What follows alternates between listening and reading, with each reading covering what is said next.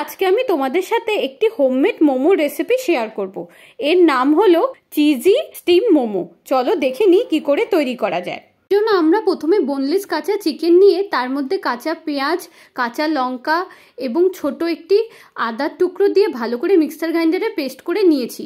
এবার এই পেস্টের মধ্যে 2 চামচের মতন মেয়োনিজ দিয়ে দিলাম এবং স্বাদ অনুযায়ী নুন দিয়ে দিলাম। এবার একটি মোজারেলা চিজের টুকরো নিয়ে ভালো করে গ্রেট করে এর মধ্যে দিয়ে দিলাম। এখানে আমি চিজের পরিমাণ বেশি ব্যবহার করেছি। এবার আমি বাটার দিয়ে দিলাম। এবার সম্পূর্ণ জিনিসটাকে ভালো করে মিক্সড করে নেব। বন্ধুরা, আমার কাছে চিকেনের পরিমাণ কম ছিল বলে আমি আমার মতন করে সব জিনিসগুলো ব্যবহার করেছি। তোমরা তোমাদের চিকেনের পরিমাণ অনুযায়ী সব জিনিস বাড়িয়ে কমিয়ে নিও। আমি আগের থেকে ময়দার মধ্যে সামান্য একটু নুন, তেল এবং জল দিয়ে ভালো করে মেখে একটি ডো তৈরি করে রেখেছিলাম। সেটিকে কিছুক্ষণ আমি ঢেকে রেখেছিলাম। এবার এর থেকে ছোট ছোট লেচি কেটে লুচির আকারে ভালো করে বেলে নেব। এবার যে পুরটা আগের থেকে আমরা তৈরি করেছিলাম সেই পুর আমি অল্প করে এই লুচির মতন যে বেলেছি তার মধ্যে দিয়ে দিলাম।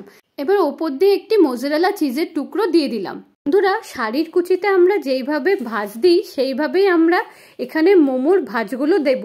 দিয়ে এইভাবে মোমোগুলো আমরা তৈরি করে নেব। এবারে মোমো ক্যানের মধ্যে একটু অয়েল ব্রাশ করে নিয়ে তার মধ্যে আমরা একে একে মোমোগুলো সাজিয়ে দেব।